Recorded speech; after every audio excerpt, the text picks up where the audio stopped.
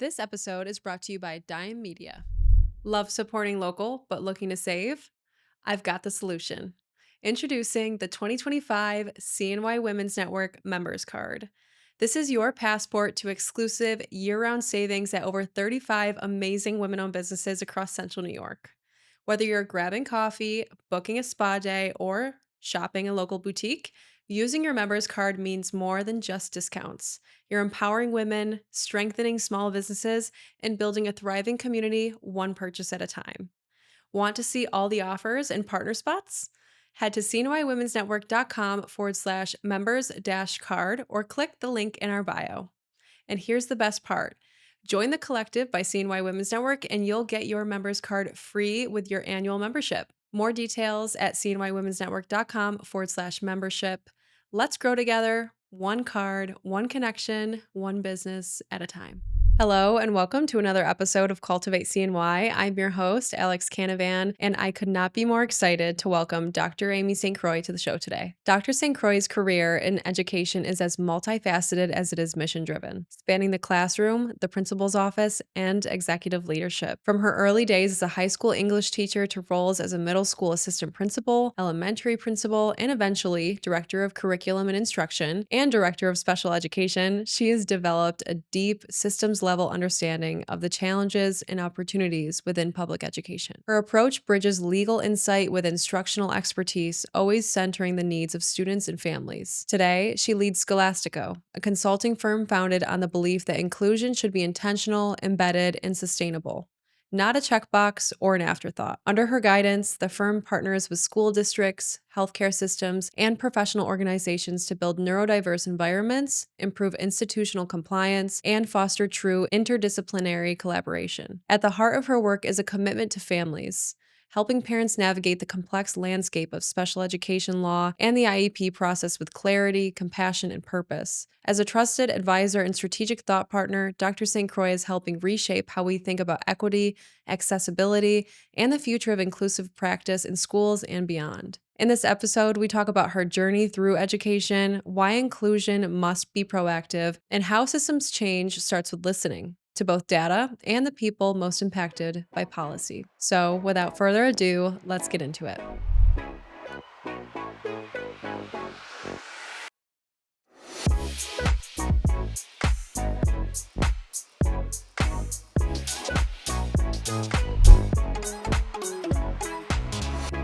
Well, Dr. Amy St. Croix, welcome to Cultivate CNY. Well, thank you so very much. I'm so excited. I love your energy already. This will be a fun time with that energy. Yes, this will be a great conversation. Yeah. I would love to know what's given you this big energy. What did you have a parent with a big personality? Like, where is this all coming from? No, I am the big personality at our house. You're the entertainer. I am the entertainer. Even currently to this day, if my parents say something, I'm so much funnier than they are. And I will even say to them, Amy St. Croix, party of one, because I am the energy at our house. So no, it's just me. Oh my gosh, I love that. Someone's got to do it. Yeah, right? I love it. Okay, well, this is going to be great. So, you've had such an interesting career trajectory. Just from what I've heard, I can gather that you are not afraid to go against the grain. Definitely not. And so, I would love to know, how did this all start when you were little Amy St. Croix? When you were in high school, did you know that you would be the founder of Scolastico? No, I didn't even know I'd be in education when I was in high school. Yeah. So, I would love to tell you that I had a grandiose story where I, always knew that I was going to be a teacher. And it was about, the love that I had for, playing school and all of those kinds of things. But that would just be a total lie, Alex. Because honestly, like I remember as a child, we used to have a Raggedy Ann and Andy chalkboard, and it had like this film on it, and the chalk never would write. And like with all of my sensory pieces, it would make this horrible noise and would drive me crazy. So I couldn't use the chalkboard, right? The other piece of that is my brother hated school. He didn't want to play school and he would never do the work. And then that would make me angry because I had a student who wouldn't participate and he didn't get a sticker. So I never had this great, profound story of being a youth who was, wanted to be an educator. When I started college, I actually was an economics major, business administration economics, because that's what my dad told me to do. So, yeah, that was my Were you good first. at it? I was good at school. So that is really where I think all of this comes from, is that I took something that I love and I never left it. I just sort of built on it or improved it, if that makes sense. So I absolutely love to go to school. I love learning and I love academics. There's nothing that makes me happier than to be in a school law book. Were you like one of those girls with the most insane like pen bag with like the best highlighters, the best pens, just like the best like accessories? Yeah, but in secret. Okay, because you So didn't want to share. right, right. Like I didn't want to be like that in school. So like I was the person who would come home and sit at the desk in my bedroom and, would read through my textbook, making notes, and then kept reading and making notes.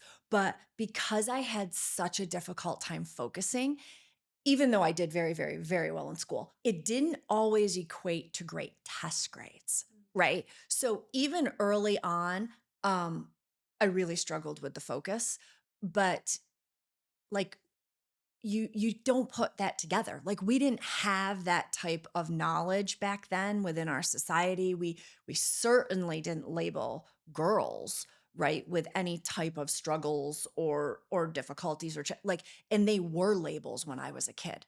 We don't do that now, right? Mhm. So yeah, I those was things kind of came out early I without really knowing enjoyed it. school, just I think because I just like to work, Yeah. honestly. But I worked really hard at it, got good grades, but like yourself, I was not a good tester. For No, some reason, I not a good just never tester. tested well. No. And we have a daughter who is exactly like that. She has been diagnosed with ADHD with low arousal for years. She was like in third grade when she was diagnosed. What does that mean? So her brain does not engage until she's like when she was in school, several grade levels above where she should actually be. So if the material was not something that was new to her or it wasn't engaging to her, like she just would shut down. So she's ADHD with low arousal. And I don't know if you know this, Alex, but girls' characteristics of ADHD are very, very different than boys. People don't acknowledge that. What does that look like? Because I feel like I think I might know, but Mhm. in case someone listening doesn't, I think it's really easy for girls to mask ADHD or like even like neurodivergent symptoms, Yeah. behaviors. Yeah. So, boys will typically be what I think as a society we think of as ADHD, right? Super, super hyper, doesn't Destructive, like, destructive. Yeah. yeah. Doesn't like school, Hmm. lack of focus, right? Those kinds of things. And almost kind of naughty, right? Like that's how they see that typical textbook ADHD individual. But that is more boys. Girls are very, very different. You definitely can have the lack of focus, but you can also be hyper focused. So you might not have focus in one area, but you're hyper focused on something in another area. Social skills are a huge part of ADHD for girls. So when you have girls that may not fit that typical mold of a teenage girl or a middle school girl, times can be very, very difficult for those children, which then equate over to difficulties being in school, difficulties in the classroom. Um, there's a lot of different characteristics that come with ADHD for girls that we don't always see in boys, but we tend to treat what we see in boys, especially like in classrooms and, kind of out in society, the accommodations that we make for children, right? So yeah, it can be really difficult to be a girl with ADHD. Yeah, because it probably gets overlooked, Hmm. and Yeah, there might be like a self blaming that happens there because no one's really acknowledging that yeah. there is something wrong. Do you think maybe it gets overlooked because the symptoms are less disruptive. I agree wholeheartedly. And I also think that sometimes it gets misdiagnosed as anxiety. And Mm, it can be a misdiagnosis, but also a lot of the things that we'll talk about today, ADHD, OCD, sensory processing, um, a lot of those things can be comorbid, which means that you might have more than one of those characteristics. You know, you might have sensory processing and ADHD, or you might have um, autism spectrum disorder and ADHD. So they kind of can go together. With that being said, I think that that happens a lot with girls with ADHD is they're diagnosed with, anxiety when in reality it's the ADHD that's really causing those anxiety like behaviors. mhm. Yeah. Yeah. Isn't a usual symptom of ADHD anxiety? Yes. Just simply Yep. because of the way the brain is wired? Yep. We'll talk a lot about, I'm sure you'll hear me say today, like neurodivergent or neurodivergence, or, and what that really means is just that our brain works differently. As someone who might be neurotypical. So somebody whose brain works typical. However, the more that I do research and the more that I work with organizations and, medical practices and those kinds of things, I'm not so sure there's really a typical I anymore. know. I've been starting But to think the same yeah, thing. We're yeah, all kind of, I don't know, there's a spectrum to it, right? absolutely. And Absolutely. there's so many different ways that these how do you refer to them as, like a disorder? Or Well, cuz I I don't don't think, I it, don't it's know. I not don't I like that don't word. know. I don't either. And I have to be honest. I work very closely with some pediatricians, and we can certainly talk about that in a bit. But one of those pediatricians I've had many conversations with about how really successful women probably had ADHD in childhood. Like it's how you manage it. It's either going to be super difficult and potentially destructful in your life, or it's going to be a superpower. And it's really how you manage it and how those around you allow you to manage it. I was diagnosed with ADHD when I was a child. Went untreated for a while because Yep. I had an outlet. I think I was a dancer Yep. and would dance every day after school. But for me, movement really Hmm. helps stabilize some of the symptoms, I Yep. guess. And when I would say in my later teens to early 20s, I was medicated and then Hmm. made the personal decision to um, not take the medication anymore Hmm. because I feel as though there are ways that there are things I can do that are in my control Yep. to help manage the Yep. symptoms of ADHD. And there's things I can avoid to Yep. help avoid symptoms of Yep. ADHD as well. So I just think that, like, going back to your discussion on it's all about how you manage it, Hmm.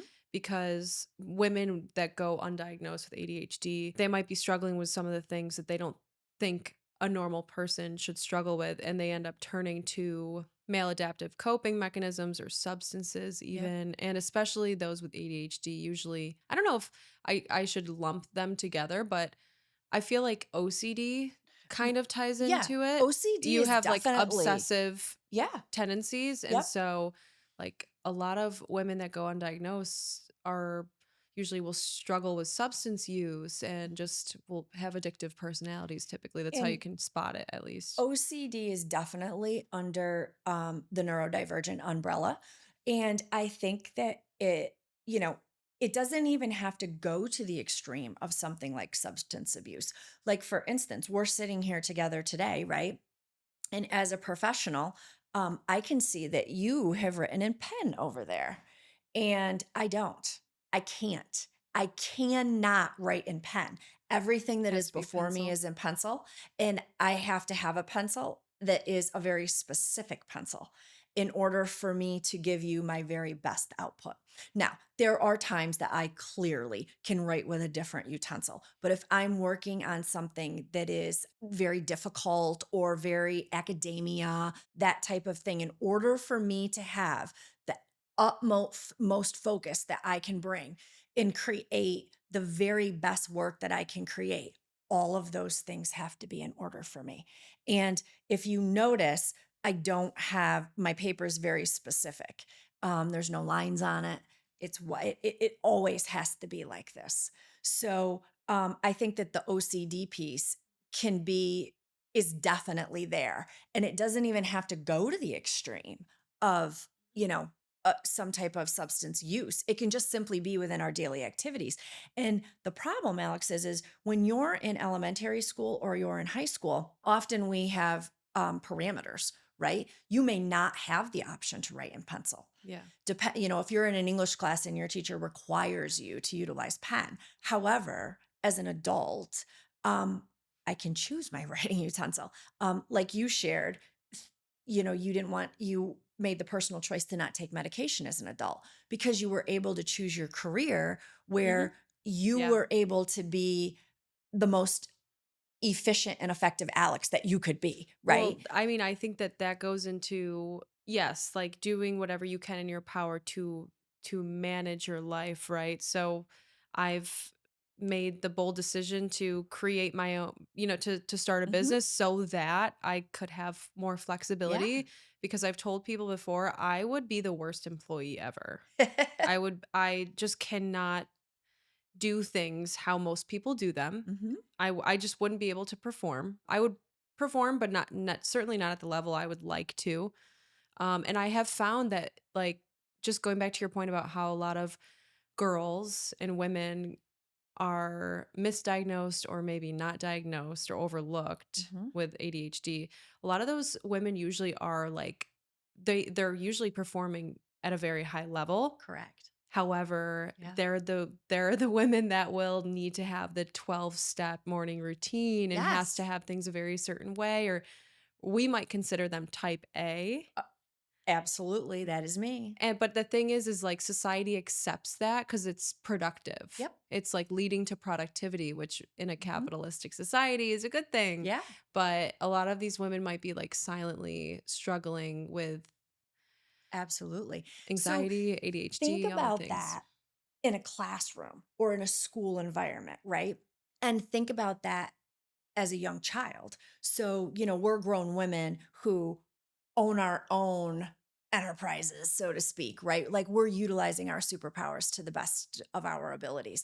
But what if you're 8 and you're in a classroom that's requiring you to, sit behind a desk and do the worksheet that was passed out and you have, 15 minutes to do that and you have to do it in pen, like how when we think about all of those parameters, that's really super difficult for students with neurodivergent needs. Um, and it's really getting us to a point as a society to understand. And when I was an administrator, I used to talk about this all the time. Um, the students that we have in our classrooms are not the students that we had 10 years ago. So, like for me, I graduated with my teaching degree.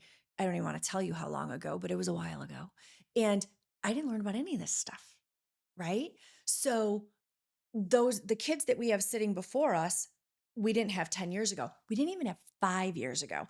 And now we have COVID, right? COVID came and just threw everything into a roller coaster. And we have the added piece of mental health, which has been really significant in our schools.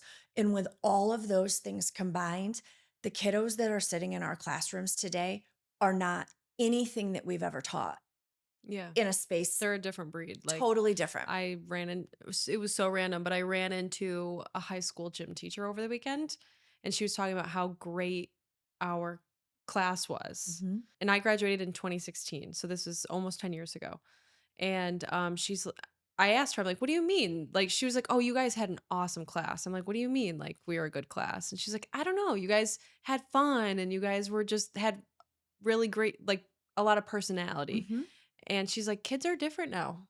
I don't know, but kids are just kind of different now. Yeah. And I asked her what she meant by that, and it's just less social, less engaged. Yeah, and it's something that, as I work with different school districts and I work with different organizations and doctors' offices, we talk about this a lot because as leaders within all of those organizations, you have to understand that it's not just about meeting a need or meeting the needs of students. It's about meeting multiple needs, but it's also about meeting the needs of families and it's about meeting the needs of your staff. Because think about it, they have degrees in children, right?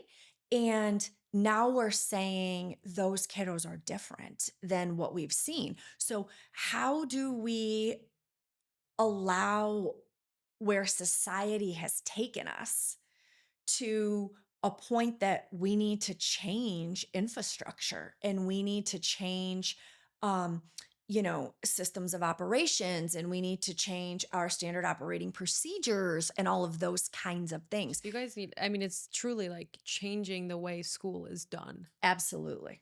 to cater to the Absolutely. needs of children now. I mean, when was the last time the education system went through a major audit and Like was literally in my brain of all of the court stuff that I deal with, I want to tell you it was somewhere around 1957. okay? So, and I could be off, please I don't mean, like I'm quote sure 57, like but that it's sounds about right. yeah. So when we talk about things like in my world, obviously we focus on, here in New York State, Part 200 regulations, those are our special ed regulations in school law. Part 100 regulations are our gen ed regulations. So when I talk about Part 200 regs, or we talk about IDEA, or we talk about even ADA, all of those have not really been, I'm talking overhauled since the beginning of time. So we're talking 70s for some of our federal regs.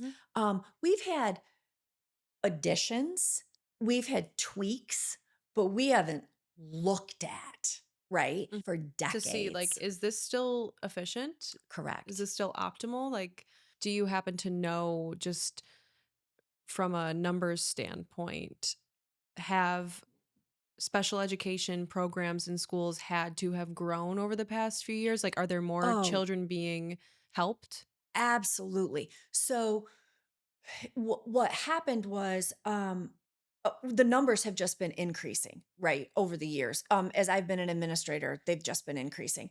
And I've been an administrator for almost 2 decades, so And do you for think a that while. that is because more children are actually getting diagnoses now I think that's and part getting of it. help?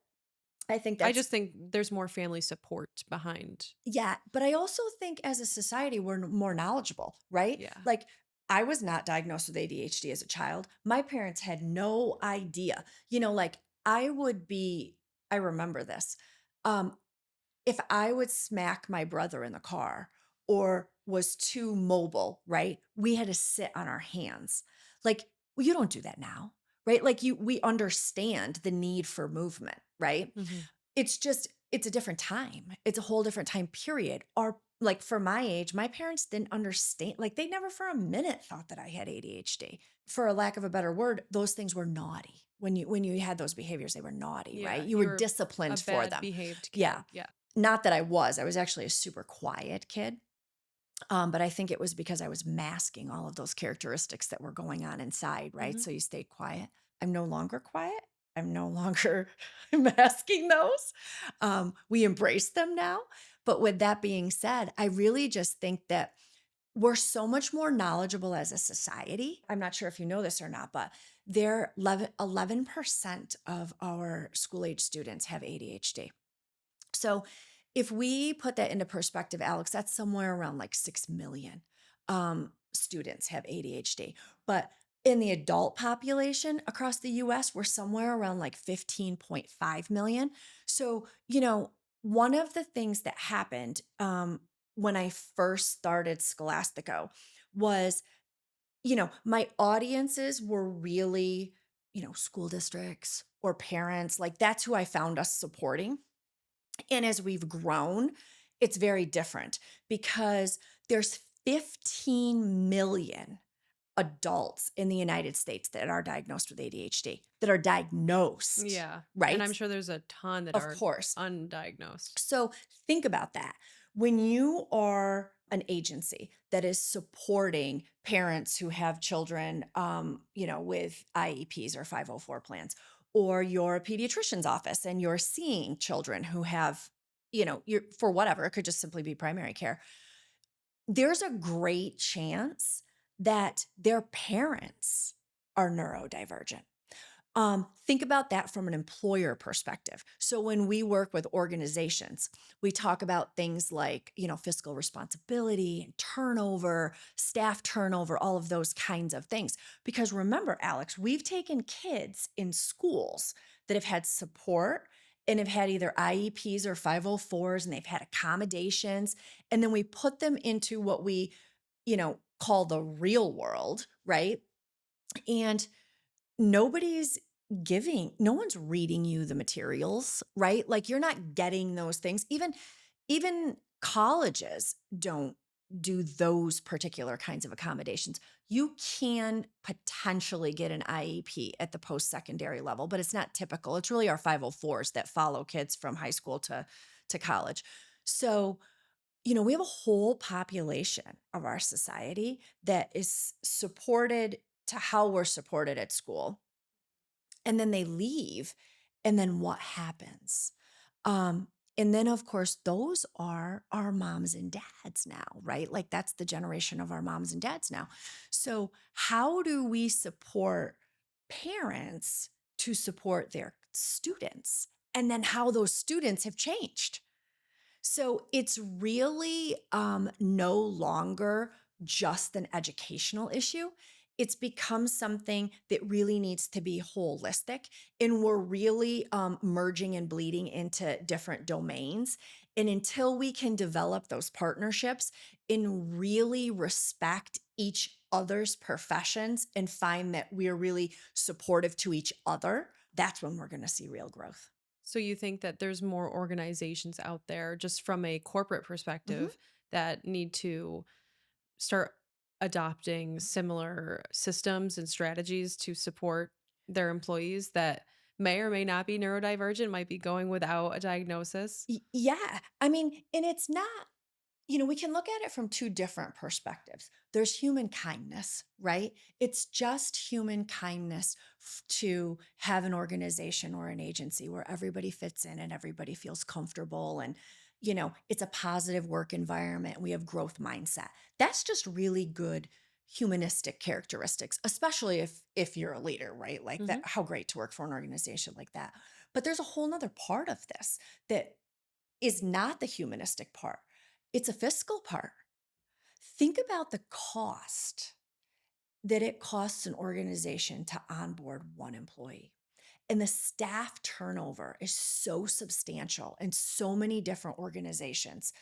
If we could implement systems and framework that support the employees that we're hiring, we're actually saving in providing a better work environment, and we're providing that fiscal responsibility in that whole budget world that we Mhm. sometimes live in, because we're not spending money on onboarding, we're meeting compliance, we're not in lawsuits. All of those kinds of things are happening when we take a look at how all these worlds merge Mhm. together. And it's like, how are you building an organization too? What Absolutely.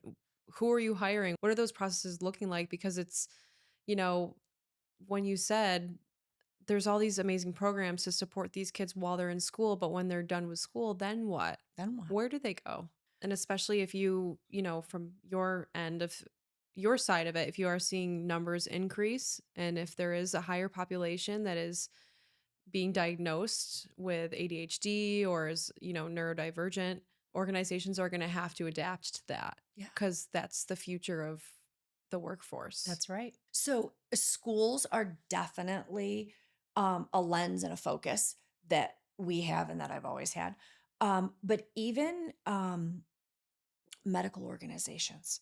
So, a perfect example, we provide workshops and training to medical practices, a good deal of them being pediatric practices. Because what happens is our doctors and our nurses, they're experts and they're specialized in areas of giving a vaccine, for example, but they have no training in giving a vaccine to a nonverbal autistic child, right? That's going to, Who yeah, not going to like that. absolutely. So when we provide that neurodivergent training to medical providers. It's a whole staff training.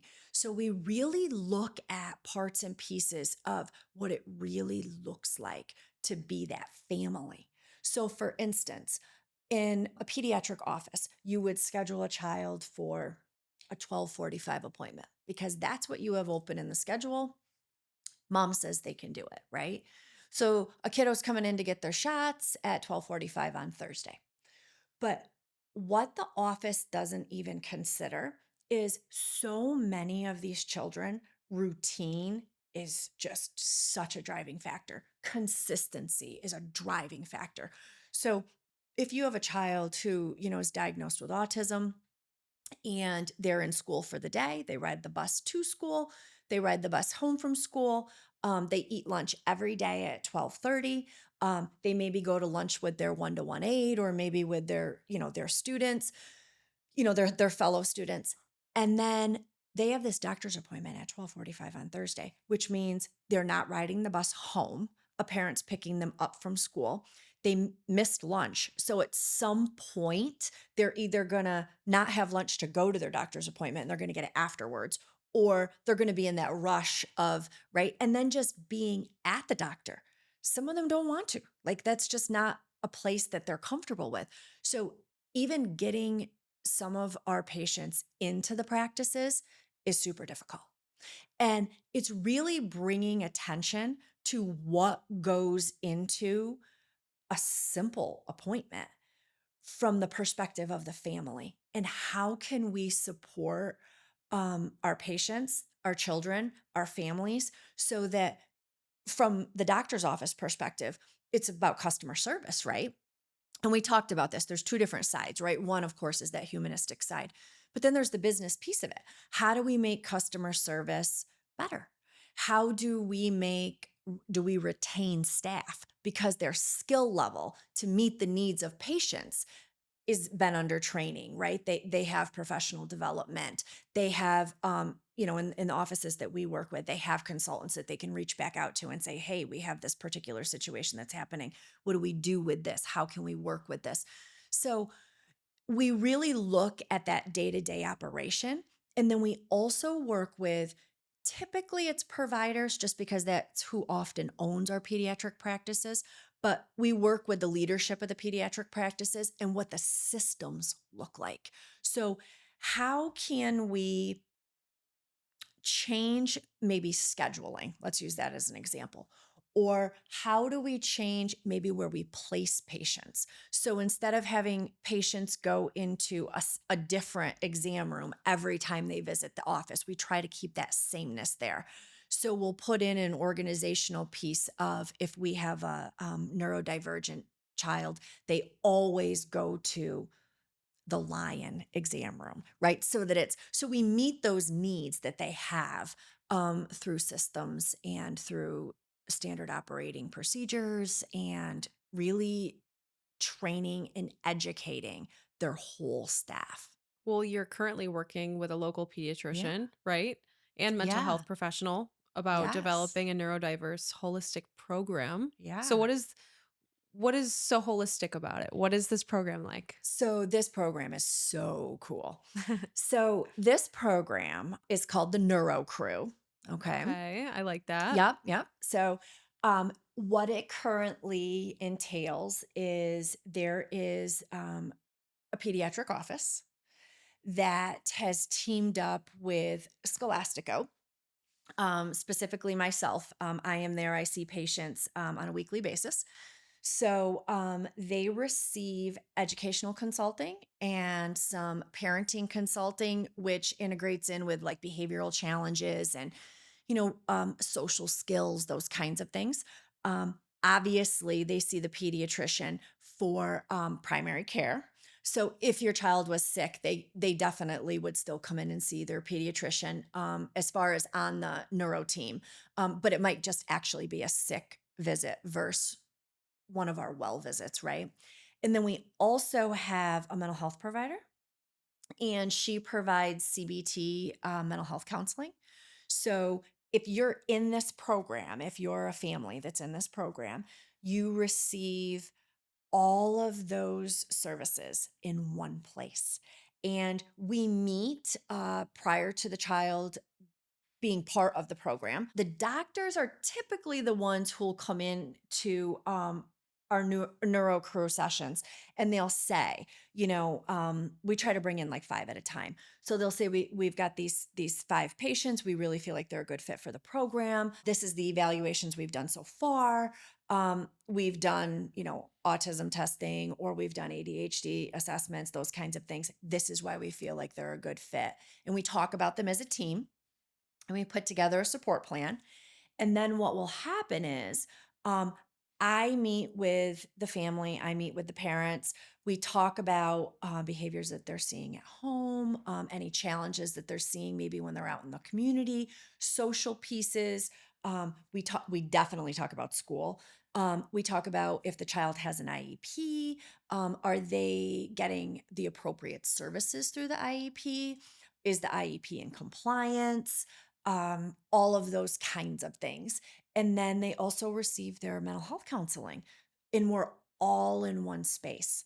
So, for instance, if you have a parent that comes in and says, my school district wants you to write a note and so that my child can go out for tutoring because they're having behaviors during the school day. No longer does a pediatrician have to navigate all of those educational pieces alone and Mm. wonder, is this appropriate? Is this not Yeah. appropriate? All of those things are together. So the diagnosis, the team planning, the education piece, the behavioral piece, the medical piece, we are all together in a holistic Oh program. my gosh. Yeah. My mom needed you. My mom, oh my gosh, it's my brother is very very much ADHD, OCD, bipolar. And my mom, just when we were growing up, the time it was, Yeah. there were programs, but they still labeled him as a bad kid before they did anything to help him, you Hmm. know? Um, Yeah. and he did not like school, but he is very much one of those people where if he likes something, he is going to find That's out right. every single little thing about it. It's the hyper And you know focus. what's funny? He's 2 years older than I, 28, and he just joined the Air Force. And it's like the first thing in his life that he's ever been a part of, Hmm. but he joined it, I think, truly because he was looking for structure. I was just going to say he'll be so successful because the He's structure. he's a totally different person now. I'm so Yeah. proud of him. But growing up was hard. He struggled a lot. My mom struggled so much trying to navigate Hmm. the healthcare of it all, the school system of it all, the advocating of it all for Yeah. her son. Yeah. And I it's mean, really that you said to me, what's a holistic program? It's really bridging the gap. That's what it is. It's bringing all of those domains that moms and dads have to try to navigate mhm. that they're not experts in. And it could be a full-time job for them. Absolutely. Absolutely. In the neuro crew, when we meet, we all have our own spaces. Obviously, the pediatrician has their own practice. Our counselor on staff, she has her own counseling office and practice. We have our own offices, conference room, our own space. But when we meet for that program and we meet patients, we do it all in the pediatrician's office. Just because we feel like that's the best way to make it holistic for moms and dads. And we're able to offer some of those hours that may be more appropriate for parents in a world with children who need consistency, they need routine. So, very often, I'll meet with parents after kids go to bed because we can't disrupt that routine, Mhm. right? So yeah, Yeah. we That's all amazing meet that out of you that do that. practice. Yeah.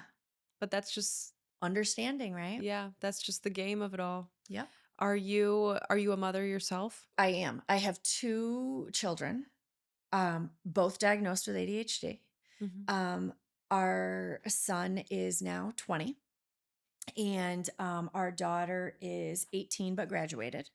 Mhm. So, yeah, I've been that mom. Yeah, it's I've been that tough. mom. Yeah, and my mom was the sole breadwinner too, Mm. to top it all off. So it's like all the time that she had to take off of work to go to these appointments, to fight with school staff Mhm. about, you know, getting my brother the help he needed. And I mean, it's just takes such a toll on the family. It really Yeah. does. So, And I think our kids, at least I tell them this, they're lucky. Their mom was a principal. yeah. Their mom was a director of curriculum and instruction. Their mom was the director of special ed. So, you know, I didn't necessarily have to put in all of that time commitment just simply because I was doing it every day, Yeah. right? It You was, knew it's well, my you knew profession. how the system worked. You Yes. were able to get things done. You had influence Yeah. probably here and there. So like it wasn't as grueling Yeah. for And you. I just knew the regulations, right? Yeah. So and I knew what was available outside of the typical accommodations. And I knew what our rights were as Mm. parents. I knew what my husband and I had for rights. And I think that that's one of the biggest challenges that I face with parents is you don't know what you don't know. And it's not their fault. They're focused on their career path, whatever that expertise might be. So I want to go back to the 4410. Okay. Yeah. I want you to explain what the preschool setting looks like and how it serves children with special needs. So the preschool setting is a difficult place because that's where everything is starting, Yeah, I right? didn't go to preschool. Yeah. I went to like a great daycare and my mom just hoped for the best. Yeah. I guess I turned out all right though. Right? Peace out, bean sprout kind of a thing. Yeah. So many of our kids have an option of UPK today, which is universal pre-K. That's something that our government offers. It's essentially free preschool. Through our school districts. It doesn't necessarily mean it has to be at our school district, but usually UPK runs through our school districts. So, and we have community-based organizations or CBOs that will really support UPKs. So you might hear of, children going to a community-based preschool, but it's really through that avenue of UPK. So preschool's tricky because that's where everything starts, right? Like it are children struggling in preschool because there is a special education need, or are they struggling in preschool because they've never been in a structured school before? So it's difficult. However, we do find that there's children who, we can already determine that there's developmental delays. And in those cases, even at the preschool level, there's a continuum, right? So in special ed, there's a continuum. One end is least restrictive, one end is most restrictive. So a 4410 preschool is an integrated setting. And when you think about that continuum at the preschool level, that is really way over on the most restrictive side. Because what that's doing is it's providing a classroom setting that is the regs state that it has to be more than half typical, which means really what we find is 51% typical kids, 49% special ed kids. Can't be 50-50 because of that reg, but that's kind of how we see it. So for instance, if there's 18 kids in a typical preschool classroom, we'll see, 8 of them are special education in a 4410 and 10 of them are typical just because of the way that reg falls. It's unique, but essentially what you're looking at is a little less than half of a 4410 or an integrated preschool classroom is students with special needs.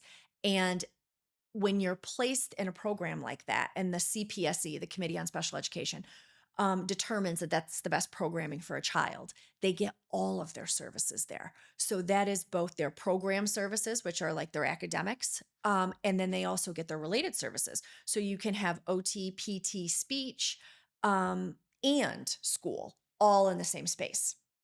So, what happens there is a preschool child would have an IEP, and all of our preschool children are all classified preschoolers with a disability. So, when you're K 12, you have one of the 13 classifications. So, it's either, autism, OHI, other health impaired. It can be, any of the 13 classifications, but all preschoolers, regardless. If you just need speech services or you're a 4410 kid and you need multiple services, we're all preschoolers with a disability. So you can have an IEP and a 4410. And that IEP can have some really strong supports. And you could even one-to-one aid. We can have a one-to-one aid in a typical UPK classroom as well, but A 4410 is really a classroom that allows for significant support for a preschool age child. And we still focus on daily living skills, we still focus on social skills, but there can be some significant supports that are offered in a 4410. Having all this in one environment, do you find that it actually creates much more efficient learning opportunities for these children because they're not being taken out of the environment so often? It's a wonderful place to be.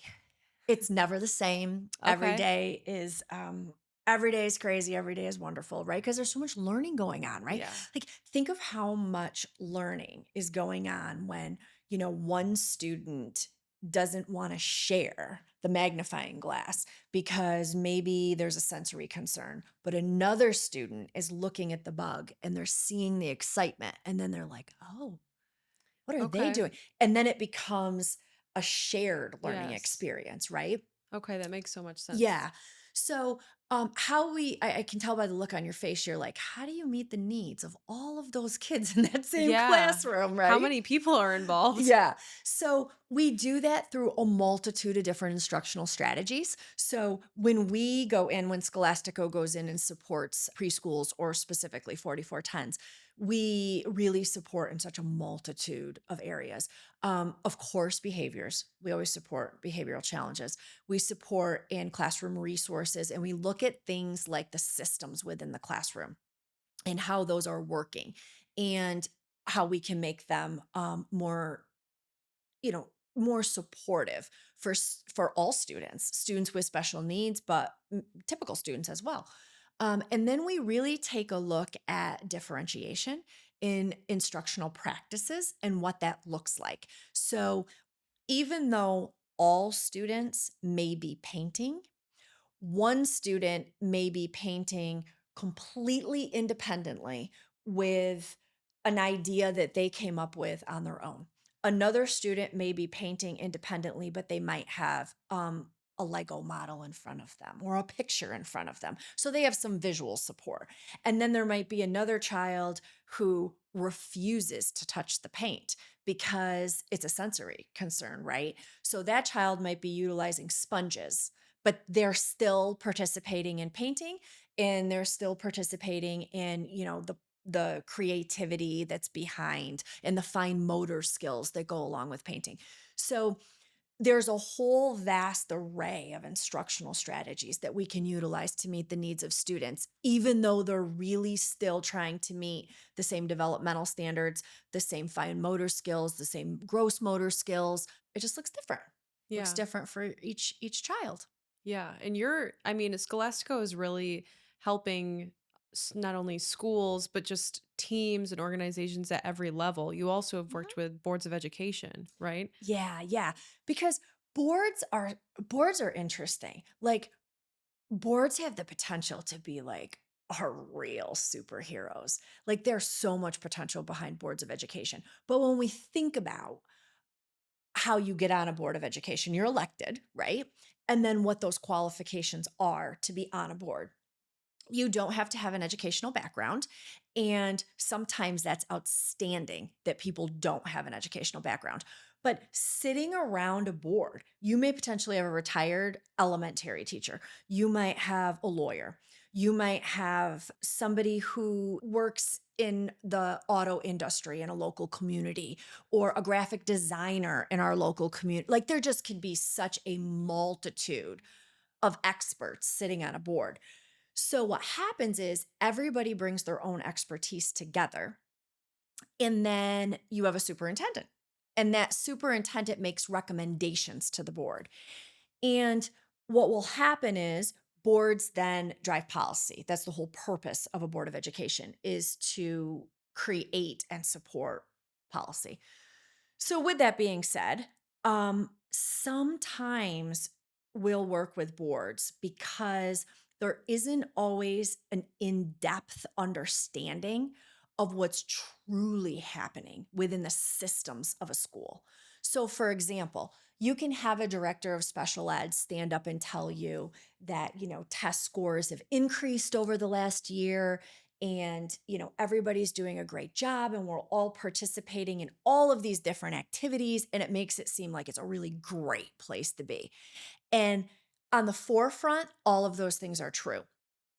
But sometimes what's happening down below the iceberg, right? When we only see what's on top of the water, is we have IEPs that are out of compliance.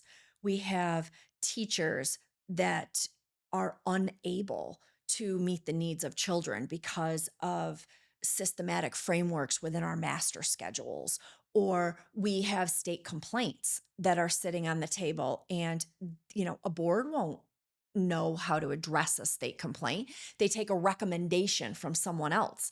So we go in and work with boards to really just give them the lay of the land of what it's like inside of a school, like what it's really like.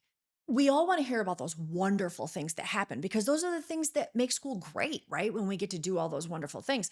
But as leaders, there's other pieces that come with actually being at school. So, how do you lead so that you can make a difference for everyone? And that's the job of a board of education, is to understand the systems of education, the laws of education, the policies of education, and how you can utilize policy to drive greatness in your school. Because otherwise, what will happen, Alex, is boards micromanage and they don't, then it gets too messy, right? We have great school personnel who can manage. Boards have to understand what's going on, and we help with that. We support that. We're able to give workshops on special ed and on IEPs and on administration. What should they expect from their administrators? What are those expectations? How can they support administration? How can they support teachers? How can they help administrators support teachers? How can they build community rapport? All of those kinds of things. Why did you start Scolastico? You clearly saw a need Yeah. where you were at. You were working in administration at a very high level. You were seeing the problems happen. And then you decided to start a business? Like, who does that? You had a pretty good situation. I So I'm just I curious. did. I did. So each level, I guess for me, when I was a teacher and became an administrator, at that level, that was personal. So I do remember sitting in interviews and saying, I could help more children if I was an administrator. I could help. I remember saying that, Alex. But in reality, I was a high school teacher. So, I ran on a schedule that was 9 periods out of the day. I taught 6 periods out of that day. Um, as a high school English teacher, I think I had like ninth and 10th grade or like 7th and 10th grade one year, but I taught the same thing multiple times a day. And I couldn't do it. The ADHD, I couldn't do it. I couldn't do that multiple, constant, structured. Yeah. So for me to move from teacher to administrator, that was a personal piece. As much as I didn't want it to be, that was selfish. I needed to put myself in a space that I knew I could be more successful. Um, However, when I moved within the administrative world, and I moved from assistant principal to principal, director of curriculum instruction, and then ultimately director of special ed before I left, that was really about being able to do more, being able to be involved at a different level. So, as an assistant principal, I really just focused on behaviors, right? So we would run maybe 1,200 discipline referrals a year, and they would all come out of my office. So I was doing things, I was managing student behaviors, suspensions, all of those kinds of things. And then as a principal, you got to add in that curriculum and instruction piece. So for me, that was invigorating because not only was I getting to deal with behaviors as a principal, which I always loved, and now I'm an expert in behavioral challenges, which is super great because they've always been something that's wonderful to me. But principal allows you to focus on curriculum and instruction as well. So that span of where you can have more impact grows because it's not just within that rapport. in the behavioral world and working with families in that. You're now in classroom driving instruction, supporting teachers to drive instructional needs for children. So you can help with meeting the needs of more kids, right? And then when you move to director of curriculum and instruction, well, that's just a bigger capacity, right? So now it's not just within your building, it's within the district. So that's when really super fun things start to happen. And you get to really immerse yourself in the research. So things like the science of learning, all those really nerdy things and how we learn and how our brain works and um, all that great stuff. That's where that umbrella fell for me. And then when I went for my doctorate is in curriculum and instruction and in special ed. So I had this brilliant idea that I could do both when I went for my doctorate. So it has been so helpful to be able to see curriculum and instruction from a special ed lens.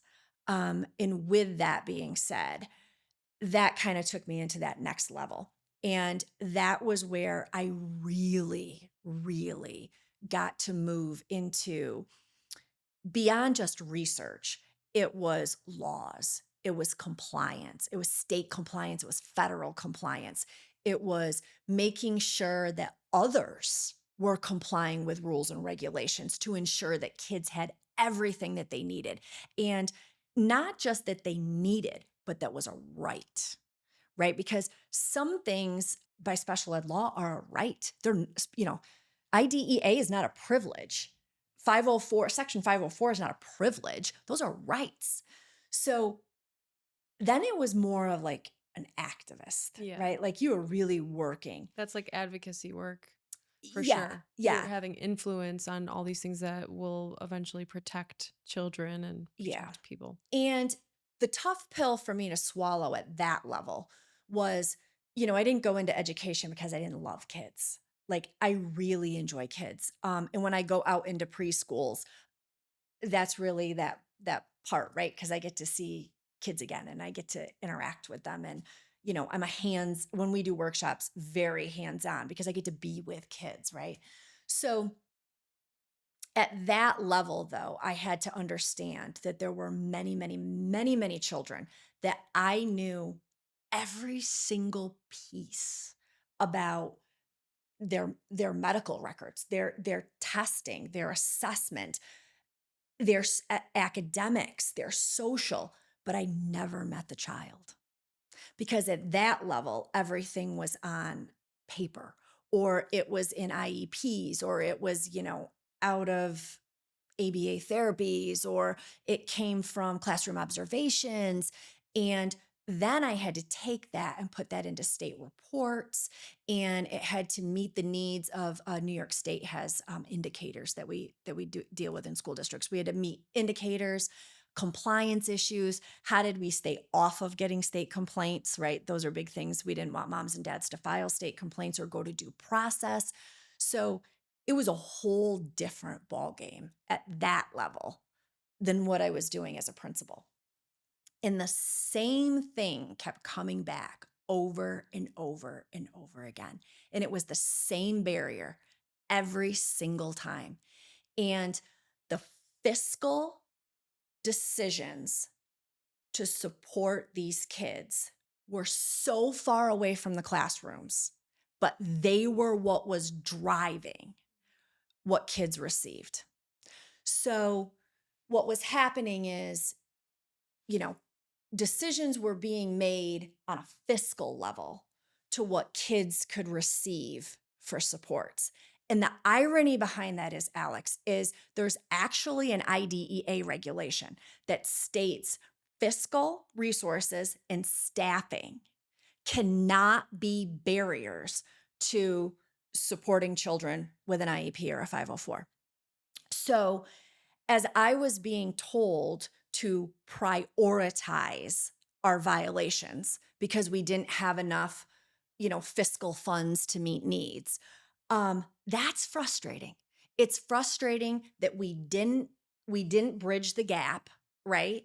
So ultimately, at the end of time, why Scholastico really came to be and I started really getting things working is because decisions for supporting students and decisions for classrooms were being made in areas that weren't even near a classroom setting.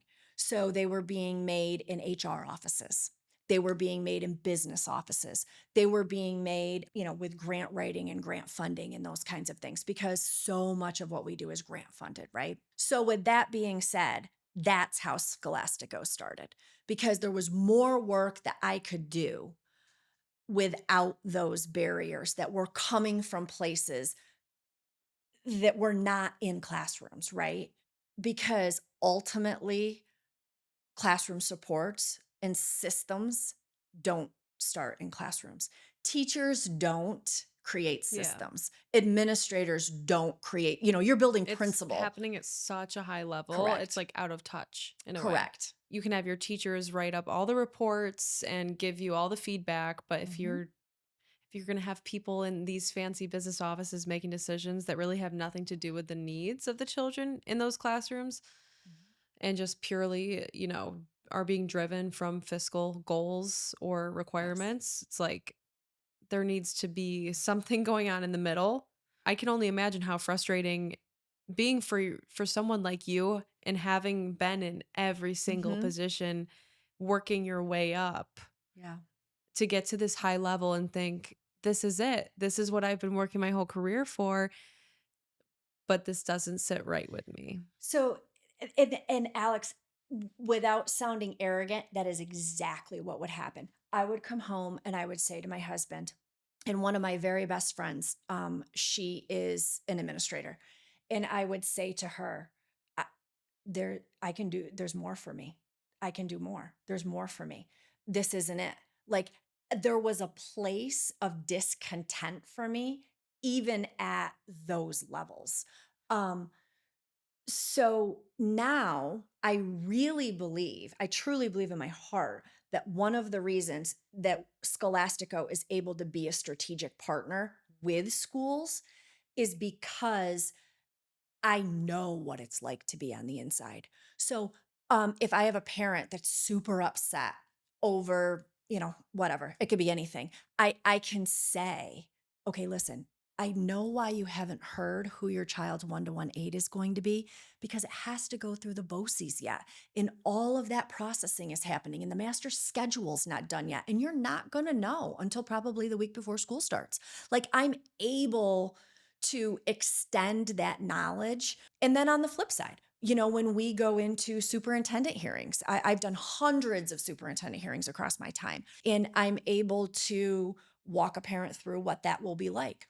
Or I'm able to support a district on specific regulations and where we're able to get what we need based off of a manifestation determination hearing. So I really believe that it's my experience at all those levels that is really the most profound piece of this whole entire puzzle. Yeah, you have such a unique, you know, knowledge base Mhm. that it's truly you can be that sounding board, that expert in this area that so many parents and leaders are struggling with right Mhm. now.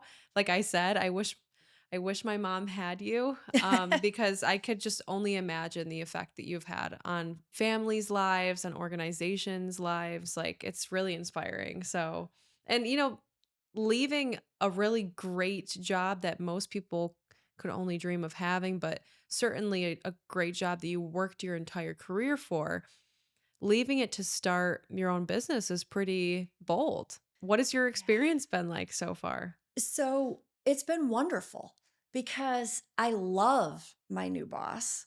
She lets me do yoga every day.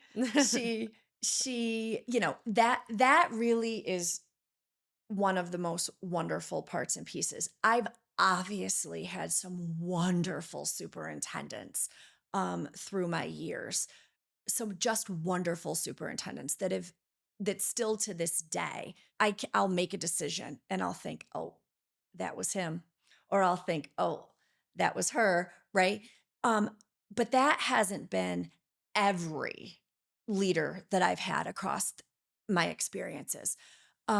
So I really think one of yes, it was courageous. I don't know that my husband would use that adjective, but yes, it was courageous.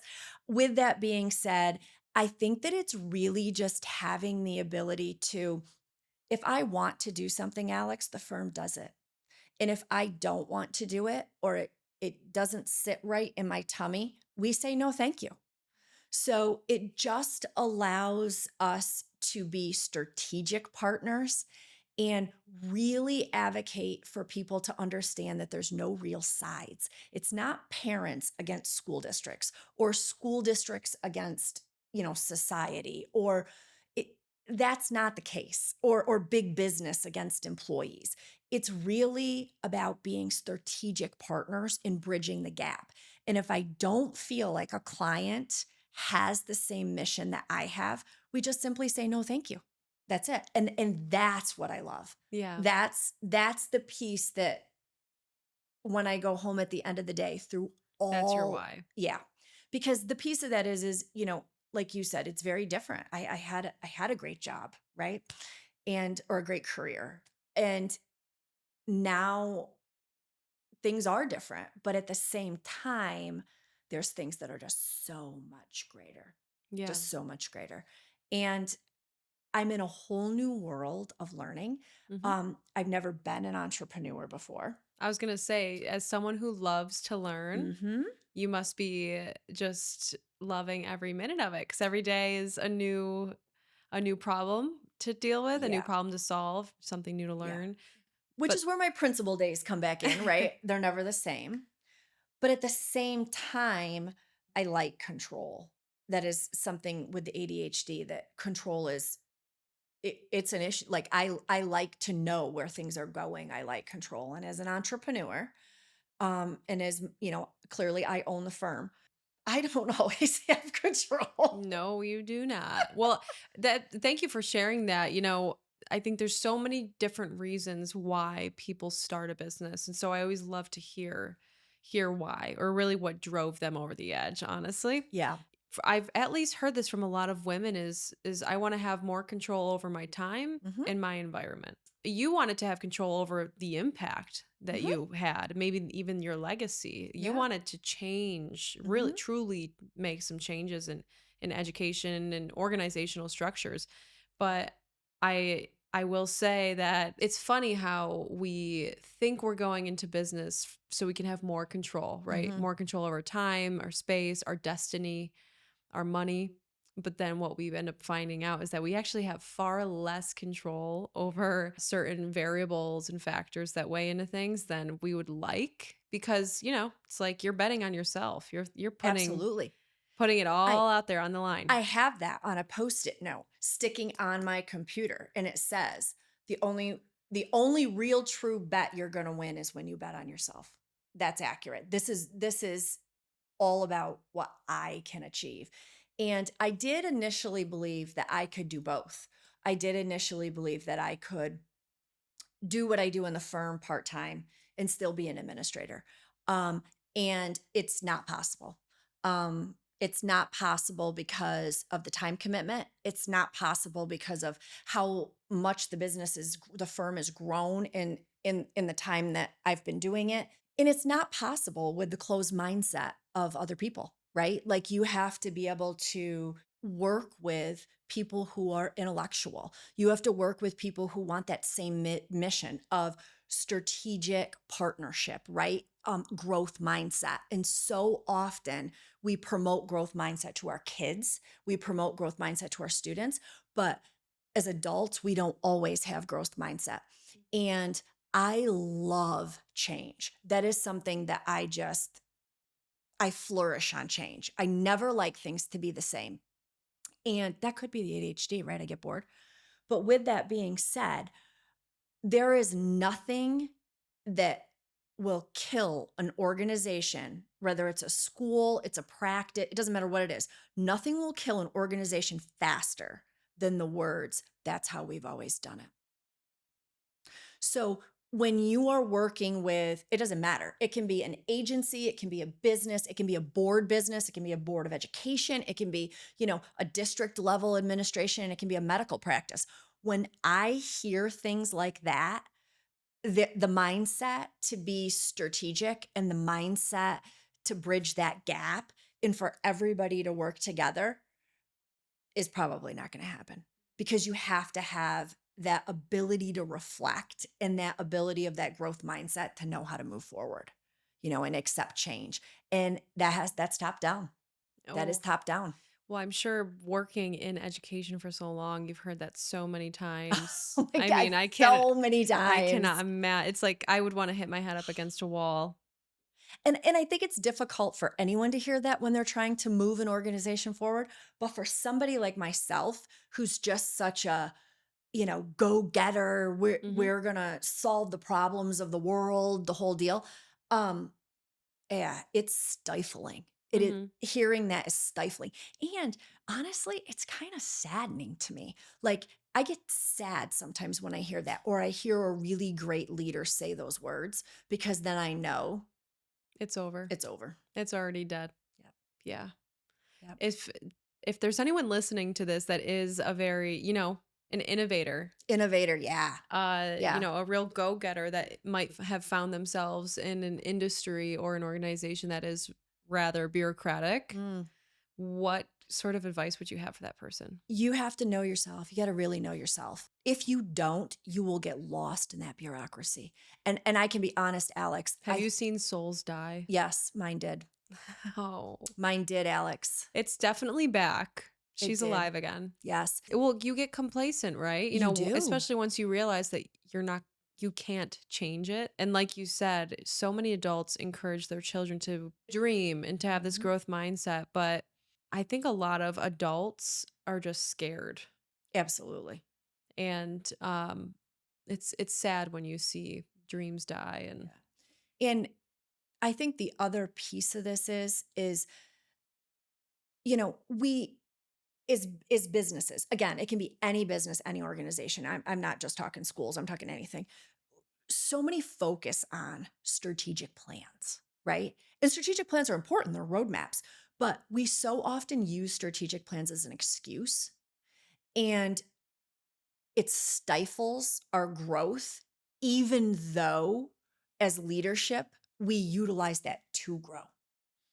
It's like it has this alternative effect. And that's why I love working with boards, because it allows you to really help them to understand the depths of the iceberg and not just the stuff that everybody's advertising, right? That you're seeing in your newsletters or that you're seeing in your web. We all have websites and stuff in our business, all those kinds of things. It really allows them to understand so that they can support everybody within the organization, because it's about being strategic partners.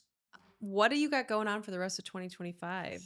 Amy, I'd love to know. I mean, I'm sure every day is different, Every day is different. but Yeah. any exciting projects you've been working on? Yeah. We have a couple that Please are tell. on the burners, right? Okay. And one I can't tell you Okay. because it's not at the forefront just yet. But are you excited? Oh, I'm so excited.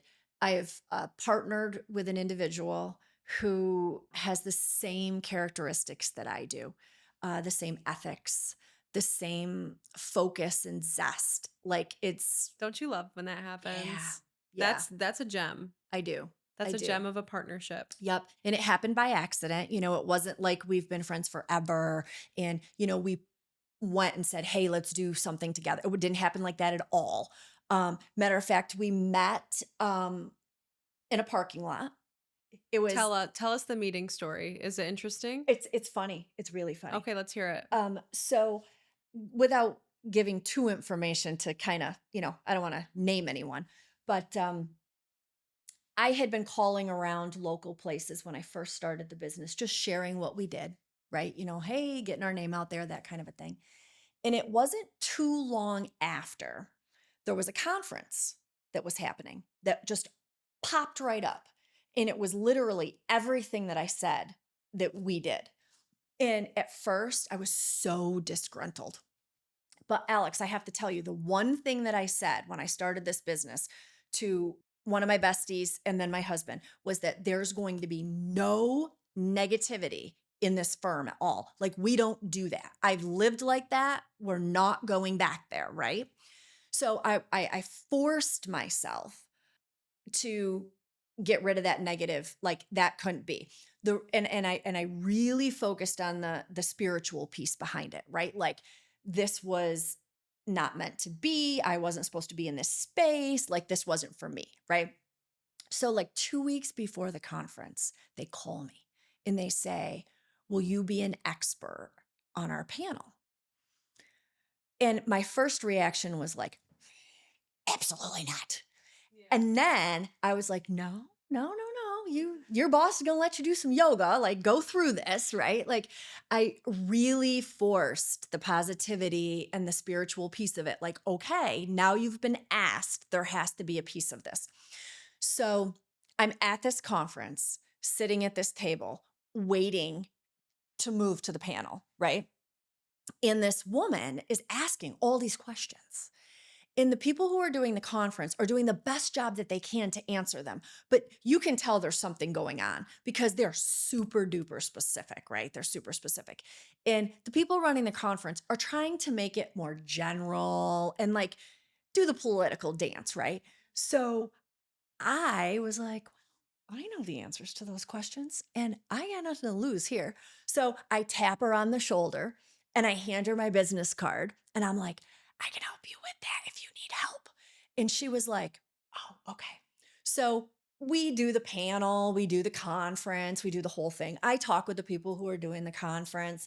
I'm, packing up my bag, the whole deal. And I'm running out to my car because I'm late like I usually am. She's standing at her car and she's just waiting for me to come out of the conference. So she waited for me in the parking lot. And that's where she introduced herself. And then we talked for a short time. And she said she would call me and that she wanted our services. And I knew that she wouldn't because that's the way that everything works, right? She called like 3 days later. And then she was going to check her calendar and set up a time to meet with me. And I was like, "Yeah, okay." No, she's not. She did. And then we talked for a good while. And then she said to me, "Well, I have to check with my accountant to see if we can, work something out where we could work together." And this is where in my head I was like, "We're not going to work together. Like, this isn't going to happen." And she called me the next day. And that was how our partnership started. It See? was meant to be. Yeah, no negativity over Yeah. here. Yeah. It's all abundance Yep. mindset, Yep. right? So we have some things on the burners, but the most important thing that's right on the front burner that I mentioned before is the Neuro Crew. Mhm. And that is where, that is the program that we have going on. That's the holistic medical program. We're super excited about that. We met again this past weekend. The framework for that is almost all completed and in place.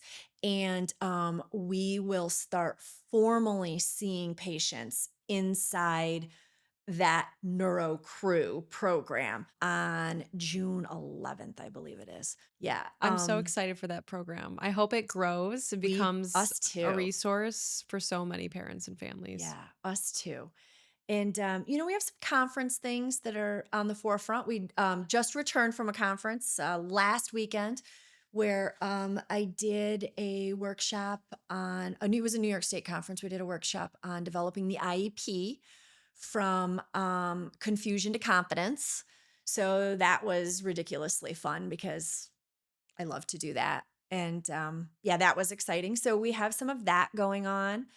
Yeah, You're just trucking we along. sure are. The growth is happening. Yep. I can feel it. It's happening Yep. organically too, which is amazing. Like organic connections like that, the fact that you're sitting right behind her, Yeah. just could hand her. I mean, that's what it's all about. And that's why it's just so important for all of us to just continue putting ourselves out Mhm. there, continue showing up, Yep. going after it. Because I mean, building a business isn't easy, selling in what you're doing, especially what you're doing is very disruptive Mhm. and new, I'm assuming. Yeah. Probably hasn't really been done by a whole lot of people yet. So I'm sure there's a huge education piece in your sales process and in your marketing process and just it's not going to be easy, but I No. can just feel that you are going to be so successful and you're going to help so many people. So I'm so excited for you. Yeah, it's definitely my adventure of a lifetime. For sure. Yeah. It's a journey. Yeah. And I think that for me, one of the most positive things that's come out of it is, you know, some of the negativity where you think that people in your past have you know what I mean, have created negativity as you experience some of those things. Those are the people that I'm most thankful for because they're the reason that I'm here today, Mhm. right? Oh That's the yeah. push that you're like, no, I can do more. Yeah. I'm not part of this. That's an interesting reframe. Yeah. Yeah. It's just it's that growth mindset, Mhm. right? Of thinking everybody that you meet has some type of impact on you. And I've just, over the years really cultivated the impact. It's all positive. It's all Yeah. positive. And I'm super grateful for even the negative experiences because those are what have cultivated to where we are today. And that bet on yourself.